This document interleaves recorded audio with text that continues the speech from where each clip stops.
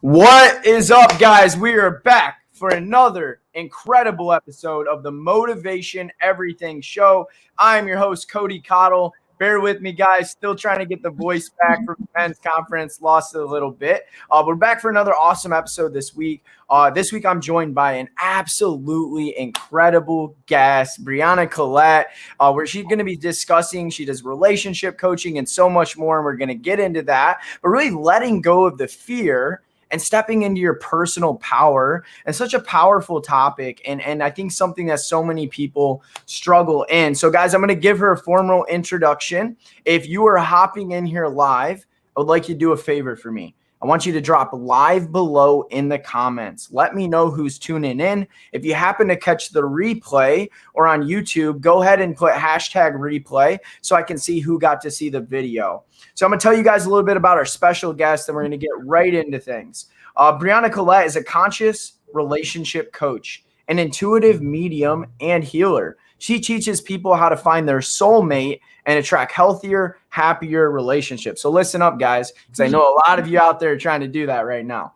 After witnessing a violent murder and ending toxic relationship patterns, she healed herself from depression and PTSD, and she met her soulmate.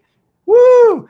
Through her own healing, and discovered her life purpose, teaching other people how to attract love. She'll show you how to leave self-doubt and fear behind and step into the life that you came here to live, and how to share it with your soulmate. Welcome, Brianna. Thank you. Thank you for that beautiful introduction. Absolutely. The honor is all mine. We're so excited to have you on the Motivation Everything Show. Let's get right into it. I waste no time. Let's hear Brianna Colette's story. Like, there's some deep stuff in that intro that you just like briefly touched over, and we would love to hear more about you and your story. Yeah, right. It's like cool, casual, murder, relationships, soulmate, medium. Like, there's a lot happening there. You got a good hook there. Yeah. Well, it's all very real. So I am Brianna Colette. I am a relationship coach. I'm a soulmate medium, meaning that we've all kind of heard of psychics or people who can channel energy or messages. I specifically, that's my superpower, is I'm really able to discern whether somebody is in a space where they can meet their person, kind of like attract their soulmate in, and help walk them through the steps of what that looks like. And I am a Karuna level Reiki master. So I help people on a holistic level with their energy centers, their trauma, or if they need healing.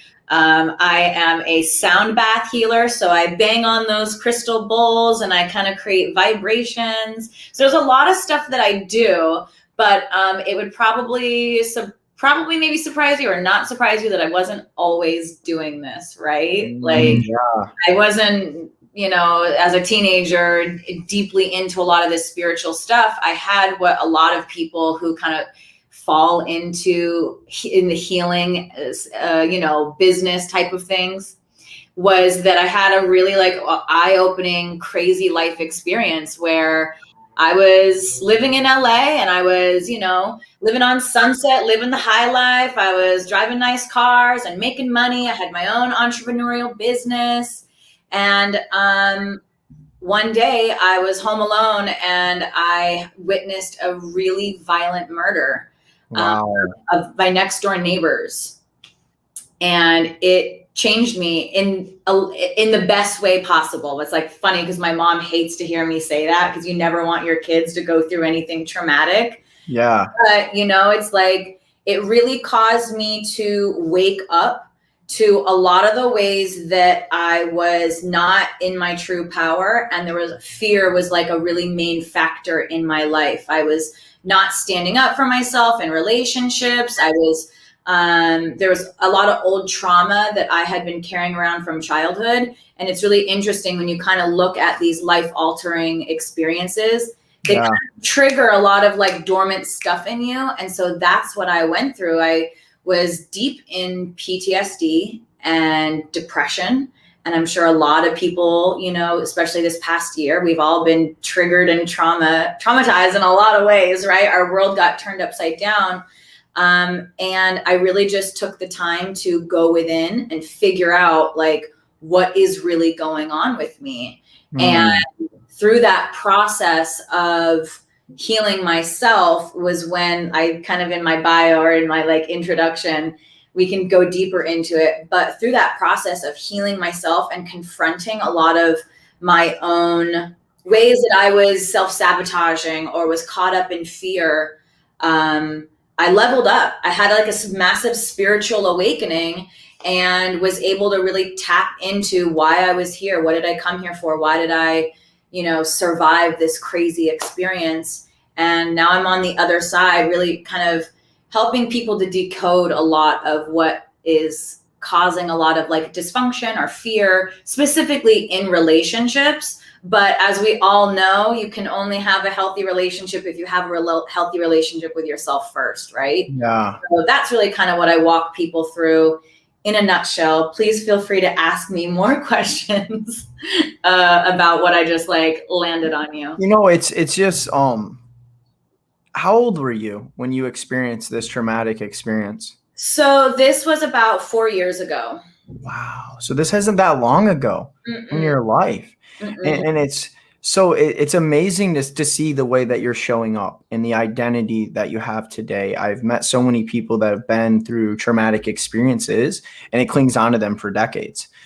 And so I guess what's really fascinating to me is how 4 years ago you experienced something so traumatic that typically haunts people for the rest of their life. And rather than let this like keep you down in life, it leveled you up in life. Yeah. So I guess I want to really go back like to how did you go from this rut of these emotions, this self-trauma, this sabotage, this fear from witnessing such a horrific, violent murder to rising out of that, empowering yourself, pursuing passions and learning to overcome? Like, how were you able to do that? Yeah. So it's interesting. Like I had a rock bottom, right? I was really depressed and I really was kind of like, suffering through a lot of it. Like I realized that I didn't have a lot of really good coping mechanisms, or the things that I had weren't enough. And so when you are really struggling and what you're doing isn't working, like it was time for me to really like get new tools. As I always like to say to clients, like if what you're doing isn't working, you need to go outside of yourself and get new tools. That's good. And for me, I just remember like, this is just personally for me. My mom was really concerned and she had suggested that I go on like antidepressants. And it was like, and I totally support medicine if you need it. Do you know what I mean? But for me personally, it was like everything in my body was like, no, like we need to understand what is at the core of this. And really what came through for me was I had always kind of had underlying anxiety. Yeah. I had always kind of struggled, and maybe I would, go on a vacation and that would subside the anxiety for a little bit of time, or I go shopping, or I go out for drinks with friends. And it's like, when you're in this space and, the normal quote unquote, things that you would do aren't working, I had to like really dig deep. And so it started me on a more internal spiritual journey to myself and how to like really start to decode what were some of my emotional blocks, like what were going on in my life. Why did I not feel like truly confident? People would have looked on the outside at me and been like, oh, she thinks she's great and like she has a great job and she has a nice boyfriend and all this external stuff. But on the inside, like, I was probably very critical of myself. Right. And very hard on myself and very judgmental. And there was a lot of stuff that I was kind of like hiding deep inside. And so this journey kind of took me on to really understanding who I was at my core. And it helped me to like push through my own fear of being seen or hiding or being my most authentic self. Does that make sense? Yeah, that's so good. And I think that what I've learned is going to the root of the problem is ultimately how we solve something, right? And these medications and things like that, they only temporarily mask the problem. they never actually fix the problem, right? Taking a medication isn't going inside of the mind and fixing the trauma or whatever, the anxiety, the fear, whatever emotions that are triggering this tied to it. It's just cool. Self-awareness is so important, in my opinion, in personal growth. And it seems to me like you were very self-aware of, hey, like I got work to do to overcome this. And I have to applaud you for not turning to the typical things most humans would turn to: alcohol, drugs. Yeah, exactly. Like these other external things to kind of drown that noise out, to just try to survive, basically. So let's talk about that. You said get new tools. I absolutely love that. So the tools you had weren't working. I'm big on pulling things out, making it tactical for the audience. Yeah. I mean, how does one person get new tools? Like, so let's say I'm struggling with anxiety, fear. Maybe I experienced a traumatic event in my life, and clearly what I'm doing is not working. And the only thing my friends, family, doctors are telling me is get on medication. How do I get new tools? So for me, what I did first was I really started tapping into like meditation, right? That journey within. And I really tapped into meditation. And because I was listening to myself of what I needed, I started leaning into more holistic things, right? Like I started going and receiving acupuncture and Reiki. And like, I joke about this, but I was like mainlining healers. Like anybody who had like a tool or had a thing that they could show me how to do for myself to make me, to show me how to tap in. And here's the thing, right? Learning to sit with yourself. So much of the time we are keeping so busy with work and all the regular like day-to-day things in life. And like we said, drinking often, like drinking has been so normalized in our society, and all it does is numb. Yeah. No, I realize that. So I gave up alcohol this year. I have not touched a drop of alcohol. Best decision I've ever made. Yeah. And it's like really learning how to sit with yourself, and really, it sounds so counterintuitive when you're like, well, I don't feel good. So you want me to lean into the pain? You want me to go towards the thing that doesn't feel good, you know? But what it is it's like going to the gym for the first time, right? You know, like we haven't worked out in a long time and it's uncomfortable and you're in pain, but you kind of build up that like tolerance of how to kind of keep raising your emotional bar, so to speak, right? Of what your tolerance is for how much internal kind of fear are you learning how to like ride the waves. Yeah. We're taught so often to run from it, right? To escape it. But the answer really is to like go towards the thing that you're afraid of, this uncomfortable feeling, and really start to get curious about what's behind it. That's good. Right? Not getting judgmental, staying curious about what is coming up for you. You know, you said the word curious. Getting curious about something is so important. I've found it, and many great men and women that have spoke on many things talk about how the mind must get curious, right? Well, so guys, we have to get curious about something before we really begin to pursue it. And I like how, like you said, like, get curious about this. So like, let's say you're dealing with some deep mental health issues right now. And the only way that you've dealt with it is, I don't feel like good. I don't like this. So I'm going to drink alcohol. I'm going to take drugs. I'm going to pop pills. I'm going to do things I know that aren't good for me because it's helping me escape this thing. You're running away from it. And ultimately it's creating more problems, right? But instead you're saying, from what I heard you say, at least, taking away, being still, sitting with it, meditating, listening, and then figuring out, getting curious about it, and then finding holistic paths to solve it. Is that what? Yeah, like for me, I always say, like, when the student is ready, the teacher appears, right? Yeah. So oftentimes how clients find me is they're like, oh my gosh, like I just didn't know. But when you get to a space and you kind of like surrender into this thought process of like, all right, maybe it's not okay. Maybe it's not okay that I feel this way, and maybe this doesn't have to be normal. And you kind of open yourself up to this possibility that there is somebody else out there, or that like there's a better way of doing it, not keeping your blinders on, right? Like that stubborn mentality of like, I'm fine. So many of us have been taught to just like that stiff upper lip, right? To just muscle through and just like, even if you're not that happy, like don't complain, like just keep pushing through. But I really think that there's so much transformation that can happen when you're just like, okay, I'm open. I'm open to seeing it a different way, and I'm open to getting help. And usually then I find a lot of times, and I know I'm like more on like the spiritual side of things, but you know, like coincidences, right? Things start kind of flowing into you, and rather than you dismissing them or brushing them off, like just really staying open. Maybe that for you is getting a therapist or going and talk to somebody or getting a coach. Do you know what I mean? Just to see it from a different vantage point.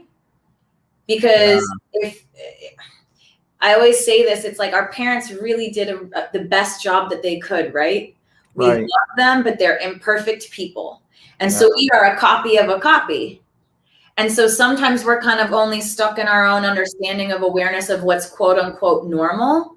And so just going outside of your own perspective on things and just getting that's like even just seeing things differently or having a new perspective or getting a new idea about something, about how to move through it, is a tool.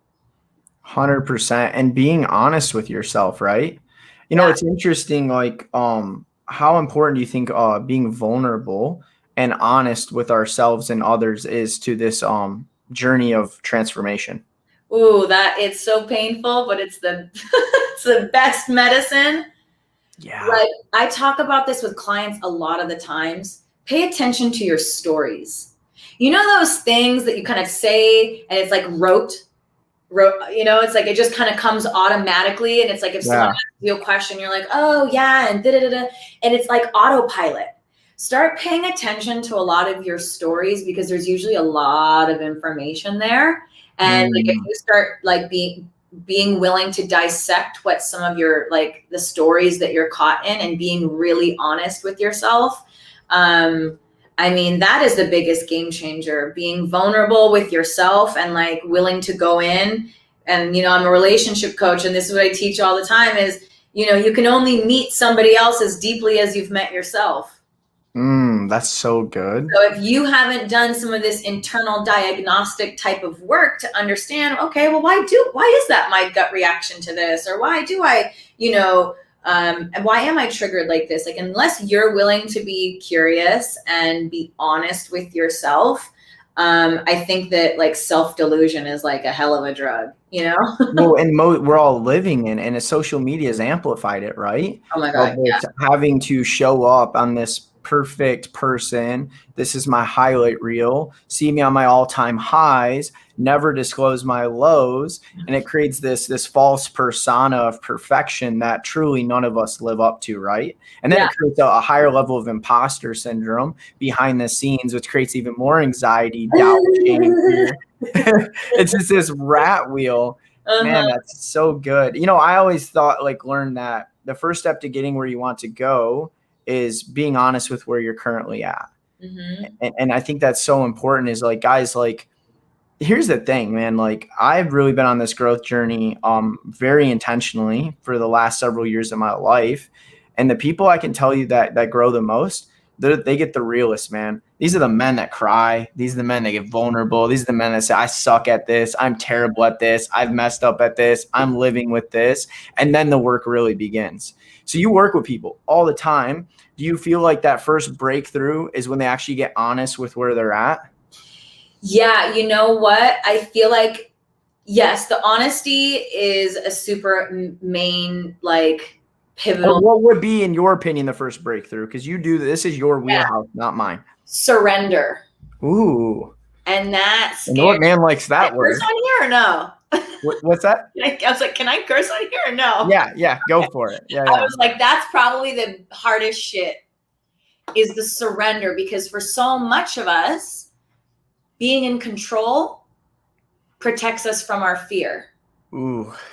Right? So if we feel like I'm in control and I can do that, then it's this false illusion, right? And so I find that when a lot of my clients, like, they get that click, right, where there's a huge shift, and like the stuff that always seems like it's just outside their understanding, or they're desiring it so much, I'm like, it sounds counter cattywampus and like backwards, but sometimes just this like surrender of like, okay, I'm going to stop holding on to things so tightly. I'm going to stop like trying to convince myself that I've got it all figured out. That surrender piece, which it triggers a lot of people,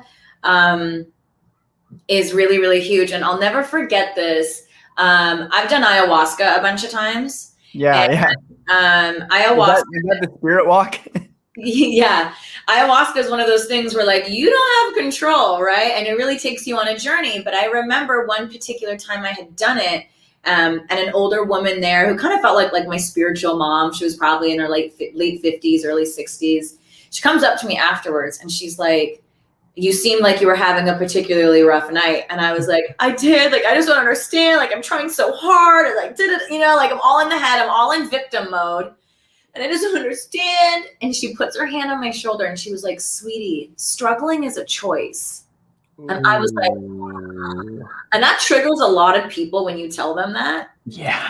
That struggling is a choice, because they're automatically, they feel defensive, or, there's a lot of stuff that comes up with that. But it's like, there is such power in just being like, what is coming to me is mine. I don't have to hold on things with a white knuckle grip. Like, it's really about that like personal power that you're deserving, and that like everything is coming towards you. You don't have to be like trying so hard at everything. Wow. Yeah. Man, surrender. The answer no one, it's funny. The greatest answers are always the answers none of us hear. But it's the honest truth. That's powerful. So I guess like continue to take us through this journey. So we surrender, we become self-aware of where we're at, we begin to seek out these things. But as well as anybody that it's not easy. Mm-mm. So let's say that someone right now is watching this, Brianna, the replay, or they see it on YouTube or wherever they find this episode, and they're sitting there and they're like, man, I'm just trying to get better, and I just feel like giving up. What advice would you give that person? They feel like giving up. Like it's not working. Yeah, let's say they've been maybe they listened to this episode, they took action. Not everybody's as strong as other people, and they feel like, giving up on that. What would you give that if maybe say they were and they're just like, Brown, I don't keep doing this? Yeah, I would say definitely like ask for support. You know what I mean? Sometimes we want to do everything on our own, or we're embarrassed that like asking for help is a sign of failure or something. Yeah. But what I see is that using tools is a sign of intelligence. That's good. So a lot of people I find are silently suffering, right? They don't want to be a burden to their friends or their family and really let people know what they're going through. But I find that we're only as sick as our secrets. So really opening up, and even if it's the scariest thing that you need to do to like let people know that you're having a really hard time, is the best way to like get that support. Because I totally understand sometimes it can be so frustrating when you're just like trying to move forward, and like you feel like you're treading water, so to speak. But like, as we know so much of the time, and not to like keep quoting little cliches, but like, I feel like the cliches, AKA analogies, really are the way that like my mind works, is that like, I always say to clients that trying to heal and move forward in life sometimes feels like you're doggy paddling in dark waters. And there's no light, and you can't see the shore, and you're not really sure which way to go. But like, for sure that if you stop moving, you're going to sink. So you just have to like keep going. And when you ask for help, it's like someone throwing you a life ring, and they're trying to guide you towards the shore. Because sometimes when you're so like stuck in your own darkness, like how I was when I was in like PTSD and depression, you kind of lose perspective and you forget how far that you've come. Yeah. So don't get down on yourself and feel like it's not working. Like, it's all part of a process. And when you get weary or you get tired, like reach out to your support system, ask for help, and they can like hopefully can invigorate you. And I think the most sad thing is to feel that you're alone and that no one understands you. Yeah. Amen. That's so good. So now let's kind of pivot here and into like really stepping in to personal power. First of all, what does that mean? For for me, stepping into your personal power means like shedding that bullshit version of the person that you were told as a little kid that you had to be deserving, to be successful. There's a lot of messaging from our childhood that we don't even realize that we absorb. And really shedding who you feel like you need to be and really stepping into the person that you feel the most connected to. Like when you're really authentically yourself, you know how good it feels when people really like you for you. Yes. Being yourself and you're not faking it. For me, stepping into your personal power is showing up every day, being yourself, and getting abundantly compensated for it. I love that last part because there's nothing wrong with that, right? You stepped in to the best version of you, the unapologetic, the authentic version of you. Now you're using what was given to you and the way it was meant to be used. And through that, you should be blessed. Yeah. That's so cool. I think a lot of times too, like the stuff that we've gone through, right? Like these things that we've had to heal through, I find a lot of times, for myself included, and a lot of people I've talked to, whether it's clients, the things that we like up level through and heal through end up being our superpowers.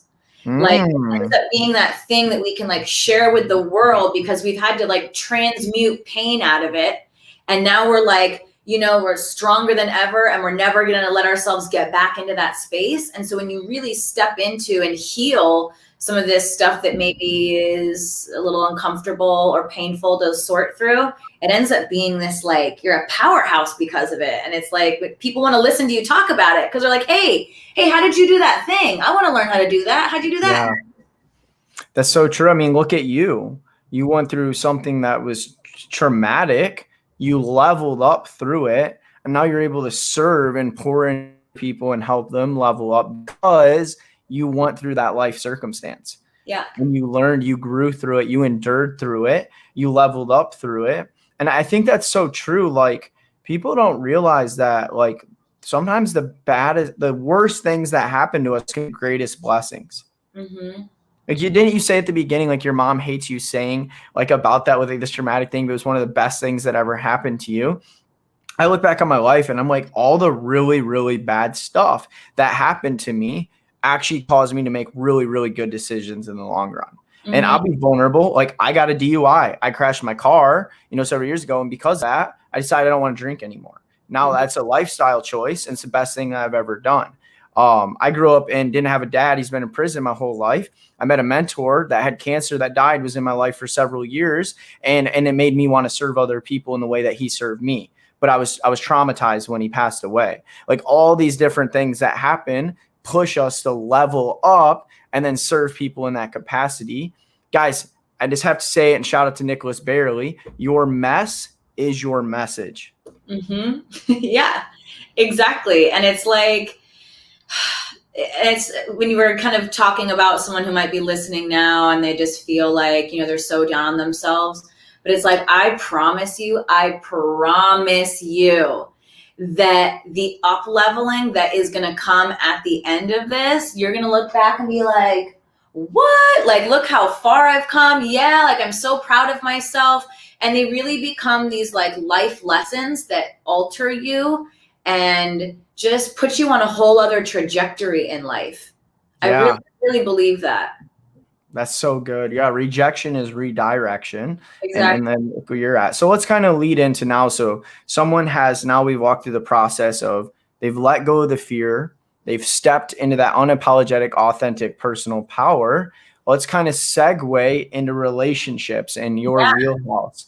Man, this is something that gets people uncomfortable. People don't like to talk about. Let's talk about it. I kind of want to hand it over to you. Really tell us a little bit more into that. You coach people through relationships, finding their soulmate. If you don't mind, like, first, could you kind of share a little of your story of how you found your soulmate?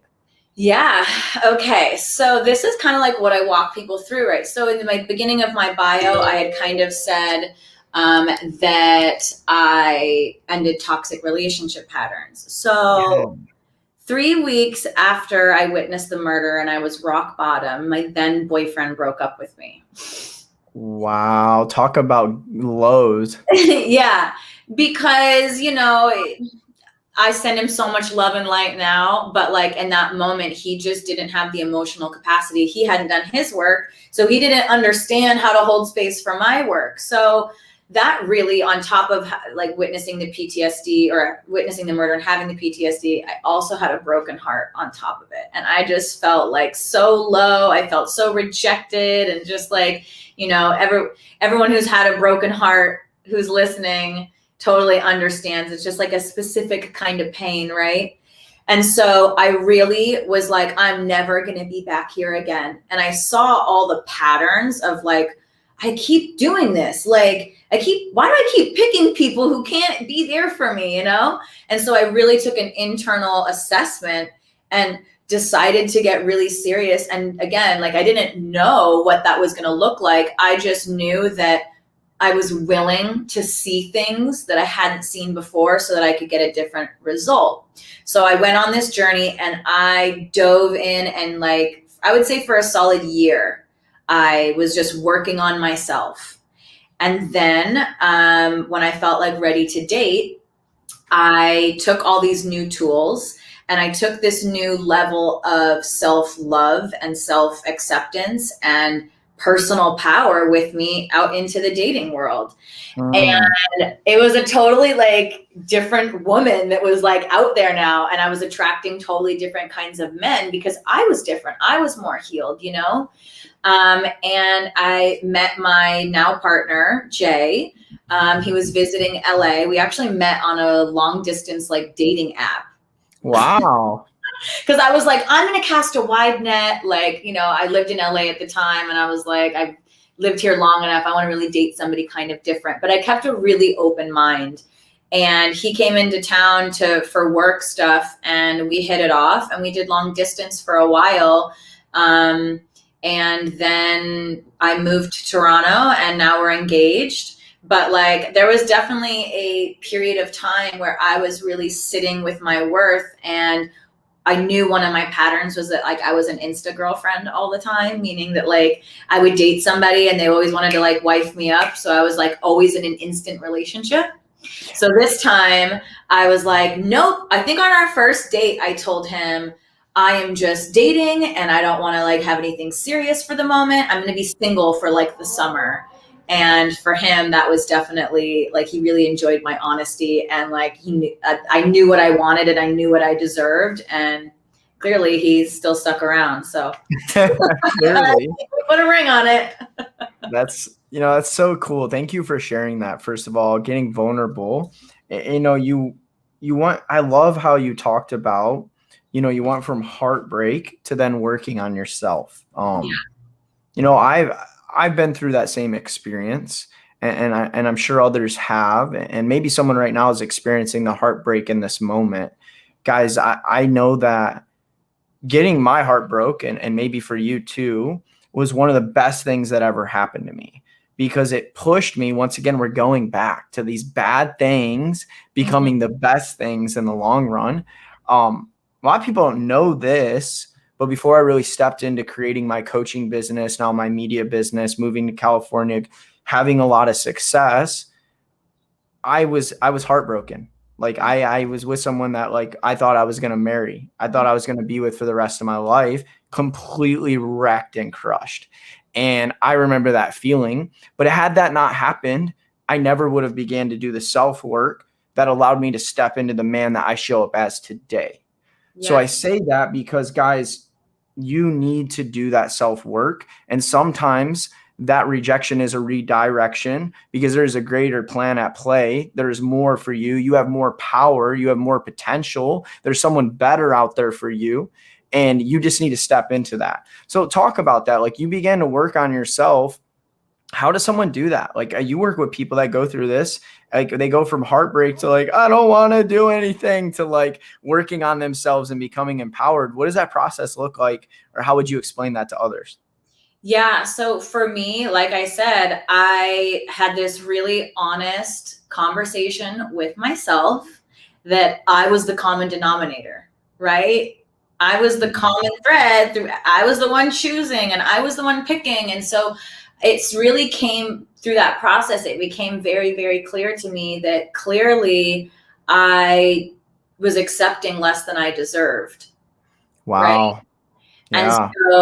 And I was playing small, and I was playing scared, and I was so desperate for, and again, like I wasn't like on the outside, external, you would not have thought that I was like some desperate girl, right? But on the inside, that's where a lot of like the decisions that I was making was fear-based. Fear that I wasn't worthy, or fear to really go after the things that I want because of rejection, or, so many various traumas that I had as a childhood, daddy issues, as you want to call them, right? Yeah. But so I really started like doing that work, and I was like reading books, and I saw a therapist, and I was also I went to like EMDR, which is like another version of holistic therapy with trauma, to try to like understand what are some of these like clearly I'm making decisions from not a good place. So like I need to start kind of unraveling some of these things and decoding them. And that's kind of like how I take clients on that journey. Is I use deep trauma meditation, neuro-linguistic, like reprogramming, really tapping into the subconscious. And I'm really gonna use NLP. That's sweet. Yeah. So Yeah. I kind of combine a lot of different stuff into my repertoire, so to speak, to help people tap into these parts of themselves that they have stuffed down because they're not pretty, or because we think that we need to look perfect, or we need to be the type of guy that like, doesn't come from like the broken family, or we need to be the girl that like, looks like she has it all together. We've kind of all been taught to, like you were saying about Instagram, right? Slap on what looks pretty on the outside, but deep down we're pulling along all this bullshit with us all the time. And then we show up to relationships and we're like, oh, why is it imploding? Why is there so much fighting? It's because you inevitably just dump all your nonsense on the other person and hope that they'll hold it for you, and hope that they'll be like, deal with it, because you don't want to deal with it. Yeah. So really walking people through going into that, like, well, what is behind the trauma? What is behind the anger? What is behind the fear? What is behind the tears? Like, where is it coming from? And just walking them through. Going back to that root of that problem. Yeah, honestly, like I keep saying this, but we stuff so much down, and it gets locked in our subconscious. And 90% of our thoughts are like subconscious. We don't even realize it. Yeah. So until you can unlock that part of you where the trauma is stored, or the pain, or like these knee-jerk reactions, then you'll continue to be doing, and what did we say the definition of insanity is? Doing the same thing over and over, hoping for a different result. my guy back there, Einstein. Yeah, it is true, and yet so many people are bound by bad habits. And breaking those bad habits, breaking those chains, stepping out in that new identity, overcoming those deep-rooted traumas takes self-work, deep self-work, as you would say. And I think a lot of people either don't know how, or they don't want to do the work. And they want to continue like, and not to pick on women, men do this too, but we see a very common theme, right? Of like, I always attract the worst kind of guys, blah, blah, blah. But have you changed? Have you leveled up? What is it about you that is attracting that type of man? Like you said, you did this work, you leveled up, you started personally developing, you started working on yourself, you started meditating, you went back out in the dating marketplace, and it was like, holy cow, I'm a different woman. Boom, a different type of men, right? And I think that's a great takeaway, guys, is first of all, do you guys watching this right now, because I know Brianna does and I know I do you work on yourself? Do you level up? Do you put in the time? Do you put in the effort? Do you personally develop? Do you meditate? Do you read? Do you find mentors? Do you find people like Brianna to coach you? People that can serve you, people that can speak life into you, people that have already walked the path and can share the wisdom with you. That's so good. So now we work on ourselves, and someone goes out into the marketplace, speaking business. So what's like that? What would be some next steps you'd walk people through if they're clients? Like, say, like, I'm like, hey, I'm ready to I've done the self-work. I've done the self-love. I love myself. And I'm curious, what are your thoughts on, you have to love yourself before you can love others? 100%. Okay. I agree 100%, but I wanted to hear from the expert. Yeah. What was I gonna say? It was on the tip of my tongue, but I hold on. I'll ask my spirit guides to give me the word again. I actually did this today. I was teaching a Reiki class and I forgot the word, and I was like, oh, I'll just ask and it'll come to me.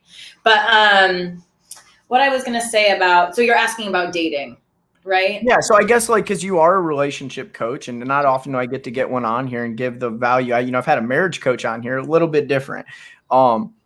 Yeah, take us through that process. I feel like now we've talked about heartbreak, we've talked about working on ourselves, self-love, but there's a whole nother level to finding your soulmate.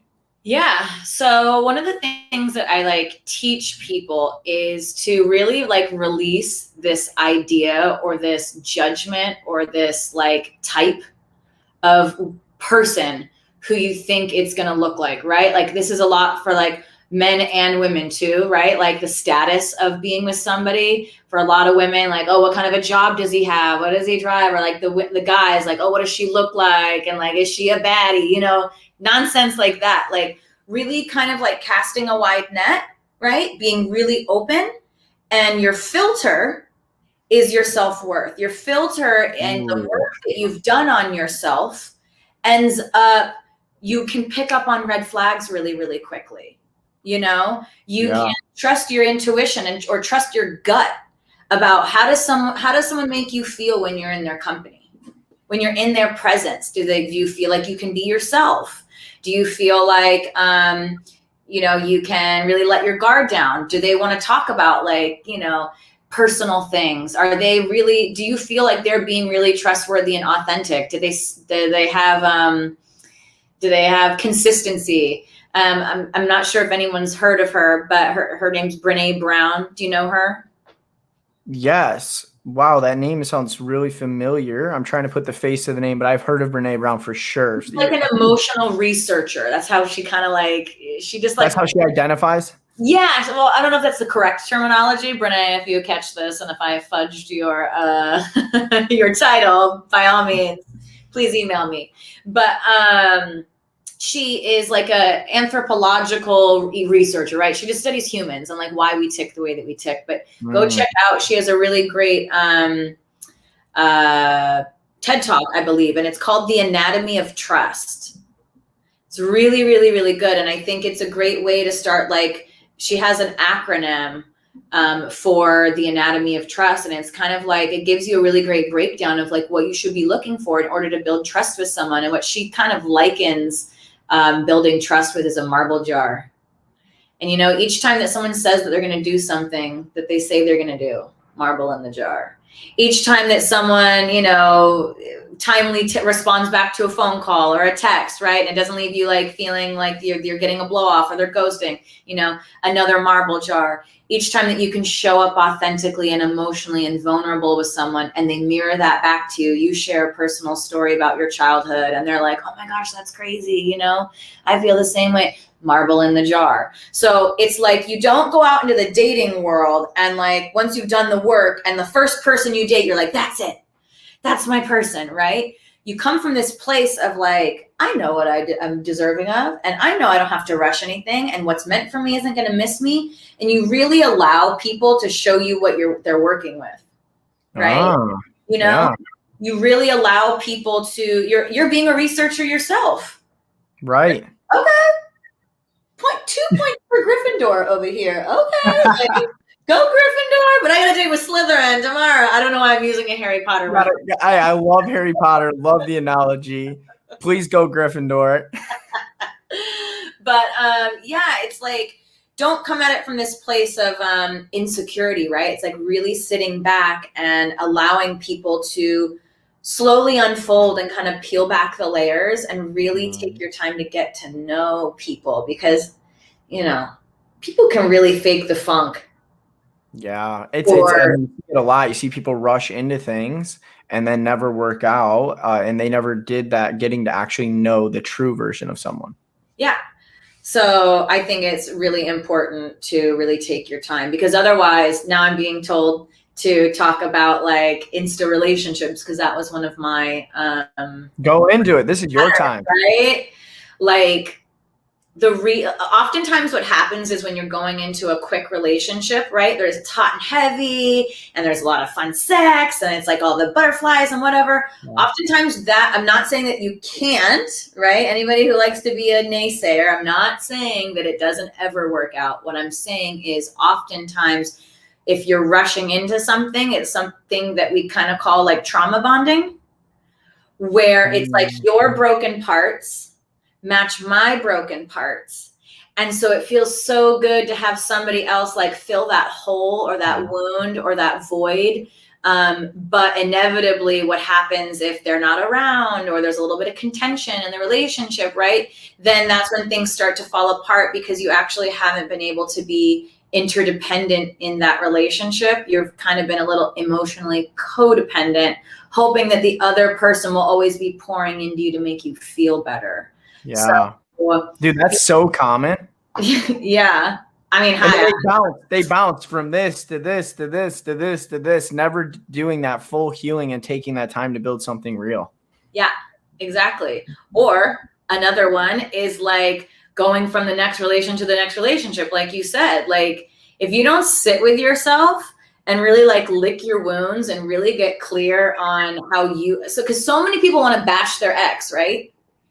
They were an a-hole, she was a liar, gold digger, or he was a cheater, whatever. They sit there with zero accountability, and that, I guess that's to circle back. That's kind of was my process of really taking authentic ownership of how I was showing up to the relationship, because it takes two to tango. You can't relate all by yourself, right? So it takes two people, and that's what a relationship is. It's a co-created dynamic between people showing up with their broken parts, trying to, put it into the relationship. So if the relationship has devolved and it's contentious, or there was a lot of pain or trauma there, like I really encourage you to take your time and try to understand what you might have been ignoring. What were the red flags? Usually like you think back and you're like, man, I should have known all along, the signs were there. So really just take your time in between relationships. So that what are your thoughts on, because I have some friends that I've seen relationship to relationship, right? No personal time in between. And I'm the opposite, where like I'm an all or nothing guy. So when that doesn't work out, I take time. And it's worked really well for me and allowed me to do a lot of what we're talking about. But I've seen people that I don't know if they're scared to be alone or what it is, but they're continuously into the next thing they find. What's your thoughts on that? Do you think that alone time is necessary? Yeah, because like I was just saying, like, I think you kind of answered your own question. Like, in a way, yeah. I'm just, I'm hoping my buddies hear this. You smart? No, honestly, like it's coming from a place of insecurity. It's coming from a place of fear that you often don't want to sit with all these own feelings. So it's so much easier to get over somebody else is to get under somebody else. You know what I mean? Yeah. So, but just be mindful that, if you're the same, you're going to have, if you haven't changed, the same shit is going to happen in that relationship because you haven't worked on your stuff, right? So to kind of get into this like spiritual, but kind of also sciencey part of it, right? Like we all have a unique vibration, right? We're all just a bunch of cells vibrating around, right? We're all unique in our own way. And it's like your frequency based upon your traumas or your thought processes, this is like epigenetics, right? Like your thought create your reality, your external reality. Not like I know what you're talking about. Yeah. Yeah, but that's epigenetics. It's kind of like the science of spirituality, I suppose. Okay. But, you kind of like, it's like the law of attraction, right?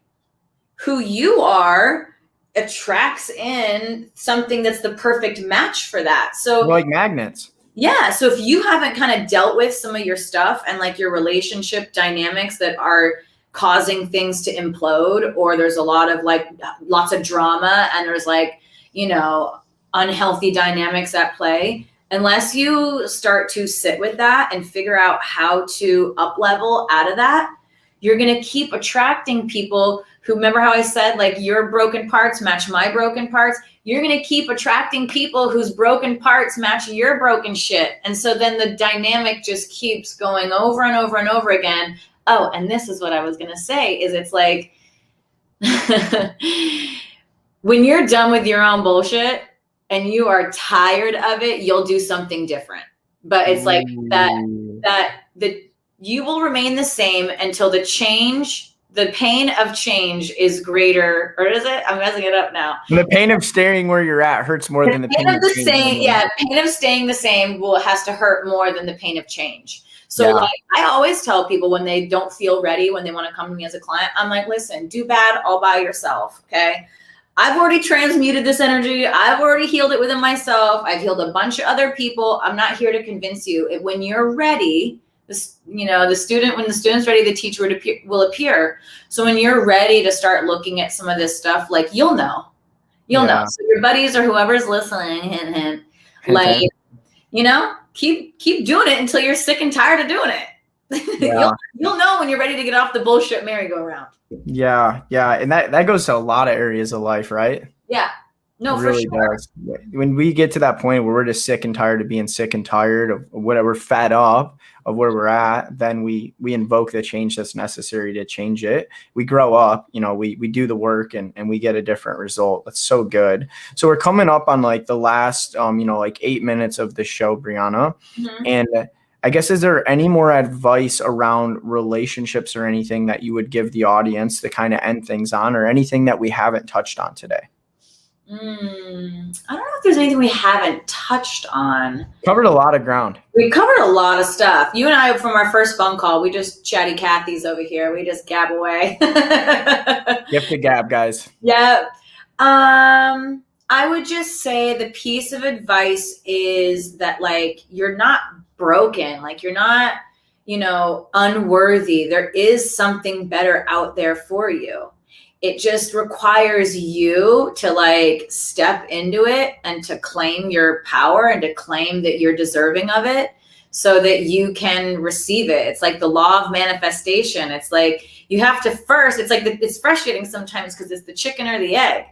You have to first believe that you already have it, are worthy of receiving it in order to get the thing, whether it's money, whether it's the job, whether it's the relationship. You first kind of have to start healing your own fear around your worthiness and why, like, you think that you are deserving. If there is any shred of fear rolling through your mind around these things that you want to get, you're just not in alignment with it. So it's always going to kind of keep being elusive. So to kind of touch on our theme, letting go of the fear and stepping into your personal power, that's how you start being a master magnet for all the stuff that you want to receive, So good.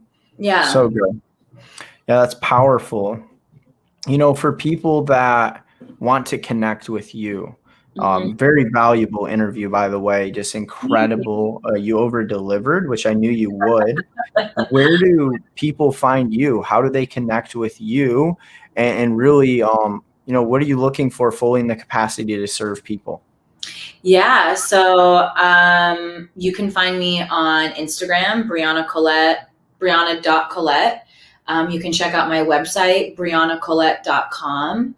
I'm always offering different containers, different coaching programs.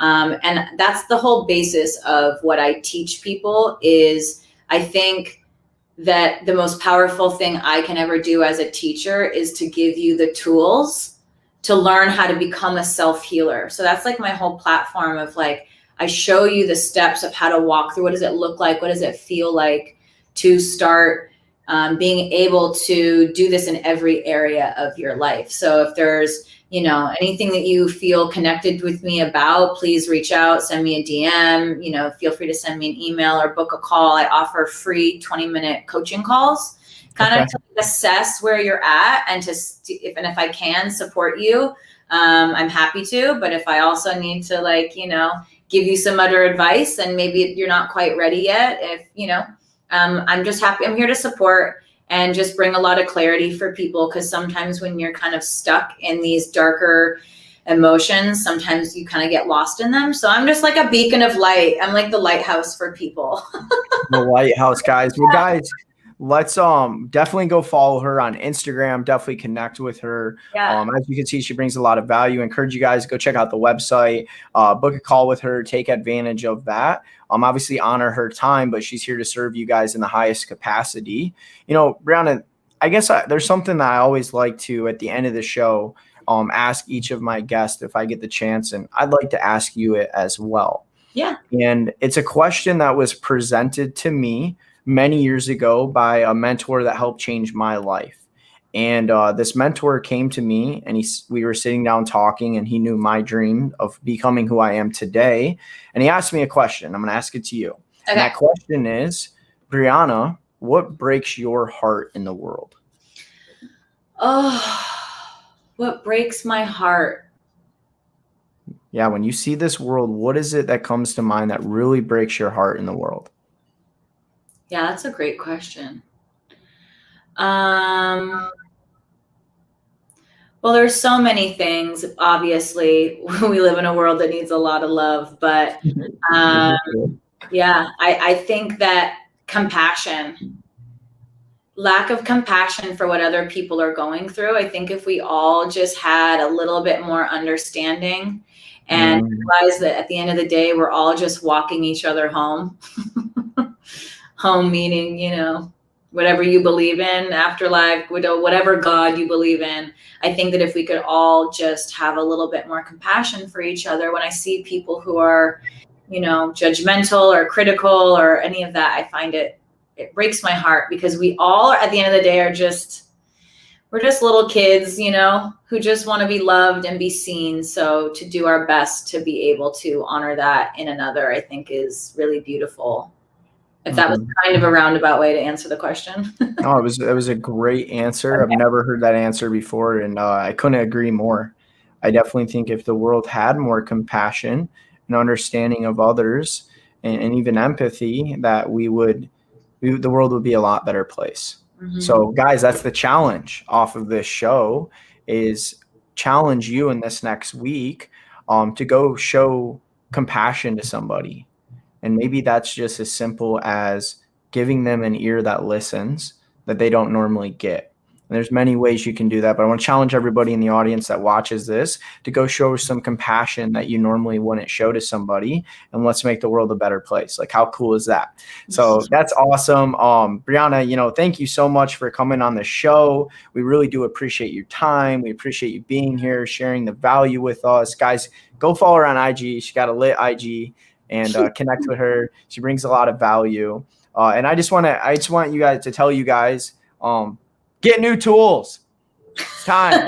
One of the biggest takeaways I took down and I marked off was like, get new tools. If what you're doing is not working, it is time for you to get new tools. And maybe that's a new coach. Maybe that's just getting away from the toxic environment you're in, leveling up, pouring in yourself, whatever you guys need to do the work, get the tools, level up in life. You deserve more. You are more. You have purpose. And I just want to encourage you guys to do that. I appreciate everybody who watches the Motivation Everything show. And yeah, we'll be back next week with another incredible guest. Me and Brianna, we are out. Thanks.